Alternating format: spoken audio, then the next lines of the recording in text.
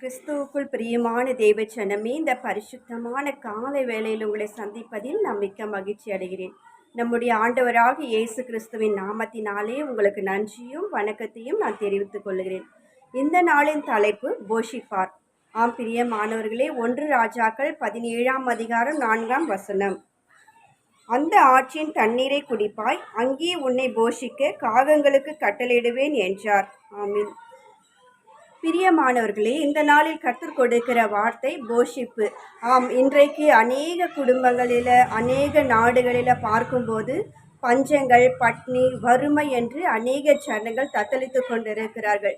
பிரியமானவர்களே, நம் குடும்பத்தில் கூட அநேகருக்கு அநேக வித பாடுகள் நிமித்தம், பணப்பிரச்சனை நிமித்தம் குடும்பத்தை சரிவர நடத்த முடியாதபடி, குடும்பத்தின் தேவைகளை சரிவர நடத்த முடியாதபடி இந்த வேளையில் நீங்கள் கலங்கி இந்த நிகழ்ச்சியை கூட நீங்கள் பார்த்து கொண்டிருக்கலாம். வேண்டிய வீட்டுக்கு தேவையான பொருட்களை வாங்கி போட கூட என்னிடத்துல வருமானம் இல்லையே, வீட்டில் பஞ்சம், வறுமை என்று அநேக உள்ளங்கள் கலங்கி தவித்து கொண்டிருக்கிறது ஆண்டவராகிய தேவன் அறிந்திருக்கிறார். வேதத்தில் கூட அப்படியாய் கூட எலியா என்ற ஒரு மனுஷன் இருக்கிறான்.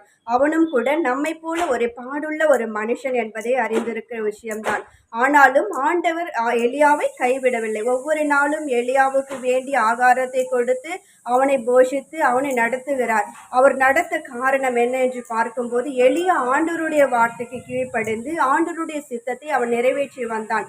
ஆகையால தான் பஞ்ச காலத்தில் எலியாவினுடைய ஆத்மா திருப்தியாய் புசிக்கும்படியாய் தேவன் காகங்களை கொண்டு அவரை போஷித்தார். அது மாத்திரமல்ல, சாரிபாத் ஏழை விதவின் மூலமாய் அவரை போஷித்தார். அநேக இடங்களில் அவர் சோர்ந்து போய் சூரியன் செடியின் கீழ் படுத்து கொண்ட வேளையில கூட தூதனை அனுப்பி அவரை தட்டி எழுப்பி அவனுக்கு போஜனம் கொடுக்கும்படியாய் உத்தரவிடுகிறார். பாருங்கள் பிரியமானவர்களே, கர்த்தருடைய வார்த்தைக்கு கீழ்ப்படுகிற போது, கர்த்தருடைய சித்தத்தை நாம் நிறைவேற்றுகிற போது, கர்த்தருடைய பிள்ளைகளை பஞ்ச காலத்துல கூட அவங்களுடைய ஆத்மா திருப்தியாய் புசிக்கும்படியாய் எல்லாவற்றிற்கு வேண்டிய வழிவாசல்களை திறக்கிறார். யார் மூலமாகிலும் அவர்களுக்கு வேண்டிய உதவிகளை தேவன் சந்திக்கிறார். அப்படியாய் கூட மத்திய 6:26 எப்படியாய் சொல்லுகிறது, ஆகாயத்து பட்சிகளை கவனித்து பாருங்கள், அவை விதைக்கிறதும் இல்லை, அறுக்கிறதும் இல்லை, இருந்தாலும் பரமபிதாவைகளை பிழைப்பூட்டுகிறார் என்று. பிரியமானவர்களே, பட்சிகளை கூட விதைக்கலனாலும் அறுக்கலனாலும் ஆண்டவராக இயேசு கிறிஸ்து என்ன செய்கிறார்? அவைக்கு வேண்டிய ஆகாரத்தை அவைகளுக்கு கொடுத்து வருகிறார். ஏன் யோசேப்புடைய குடும்பத்தை கூட ஆண்டவர் பஞ்ச காலத்தில் ஆசீர்வதிக்கிறார். யோசேப்புடைய தகப்பனாய் இருக்கிற யாக்கோபு அவனுடைய சகோதரர்கள் அனைவருக்கும் வேண்டிய ஆகாரத்தை கொடுக்கும்படி அவர்கள் எகிப்து தேசத்துக்கு அனுப்பி அந்த இடத்துல அவர்களுக்கு வேண்டிய அந்த பஞ்ச காலத்துக்கு தேவையான ஆகாரம் கிடைக்கும்படியான ஒரு ஆசீர்வாதத்தை கொடுக்கிறார். ஏன் அந்த குடும்பத்தை மாத்திரம் ஆண்டவர் நடத்த வேண்டும் என்று நாம் பார்க்கும்போது, யோசேப்பு ஆண்டவருடைய சித்தத்தின் பிரகாரமாய் நடந்தான். ஆண்டவருக்கு பயந்து நடந்தான். ஆண்டவருக்கு சொல்படி கீழ்ப்படிந்து நடந்தான்.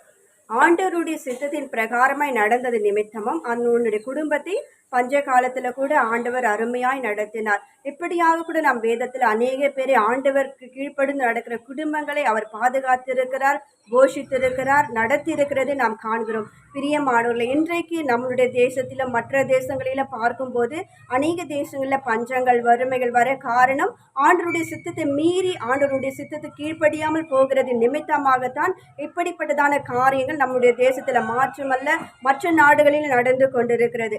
அப்படியாய் பஞ்சத்தில் அடிபட்டு அநேக ஜனங்கள், அநேக குடும்பங்களில் வறுமைகள், பட்னி, பசியோடு கூட அநேக உள்ளங்கள் காணப்படுகிறது. நம் தெருக்களிலும் வீதிகளிலும் கூட நாம் பார்க்கிறோம். அநேக இடங்களில் அநேக பேர் வறுமைக்கு பசியோடும் தாகத்தோடும் கூட காத்திருப்பதை நீங்கள் பார்த்து கொண்டு வருவீர்கள். பிரியமானவர்கள், நாம் என்ன செய்ய வேண்டும்? அப்படிப்பட்ட நபர்களை நாம் தாங்க வேண்டும். நாம் வழியில் யாராகிலும் அப்படிப்பட்ட நபர்களை பார்க்கும்போது நம்மால் இயன்ற உதவியை நாம் அவர்களுக்கு செய்ய வேண்டும். ஒருவேளை ஆகாரமாவது நாம் வாங்கி கொடுக்க வேண்டும். இல்லை என்றால் மற்ற நாடுகளுக்காகவும் நம்முடைய நாட்டில் இருக்கிற பஞ்சங்கள், வறுமையில் வாழ்கிற ஜனத்திற்காகவும் நாம் என்ன செய்ய வேண்டும்? நாம் ஜெபிக்க கடனாளிகளாக இருக்கிறோம். நம் குடும்பத்தில் இந்த நிகழ்ச்சியை பார்த்து கொண்டிருக்கிற அநேகருடைய குடும்பத்தில் கூட அடுத்த வேளை உணவுக்கு என்ன செய்வது என்று தெரியாதபடி எத்தனையோ பேர் வறுமையை வருத்தத்தோடு கூட இந்த நிகழ்ச்சியை பார்த்து கொண்டிருக்கலாம். போதுமான பணம் இல்லையே, குடும்பத்தின் தேவைகளை சந்திக்க போதுமான பணம் இல்லையே, ஆகாரம் செய்ய வீட்டில் எதுவுமே இல்லை என்ற ஒரு கஷ்டமான சூழ்நிலை கூட இந்த நிகழ்ச்சி நீங்கள் பார்த்து கொண்டிருக்கலாம். கவலைப்படாதிருங்கள். உங்களுடைய எண்ணெயும் மாவும் குறைவுபடாத ஒரு ஆசீர்வாதத்தை தேவன் கட்டளையிடுவார். சாரிபாத் விதவையின் வீட்டில் கூட அப்படியாய் கூட தேவன் அந்த ஆசீர்வாதத்தை கொடுத்தார். எண்ணெயும் மாவும் குறைவுபடாத ஒரு ஆசீர்வாதம் ஆசீர்வாதம். அப்படிப்பட்ட ஒரு நிறைவான ஒரு ஆசீர்வாதம் இன்றைக்கு உங்கள் குடும்பத்துக்கு ஆண்டவர் கட்டளையிட வல்லவராய் இருக்கிறார். உங்களையும் போஷித்து உங்கள் குடும்பங்களையும் போஷித்து நீங்கள் ஜெபிக்கிற எல்லாரையும் ஆண்டவர் போஷித்து இந்த நாளில் நடத்துவாராக. என்னோடு இணைந்து ஜெபியுங்கள். கர்த்தர் தாமே நடத்துவாராக. ஏசப்பா, அந்த பரிசுத்தமான கால வேலை பொழுதுக்காக உண்மை நன்றியோடு உண்மை துதிக்கிறேன், உண்மை ஸ்தோத்திரிக்கிறேன் சுவாமி.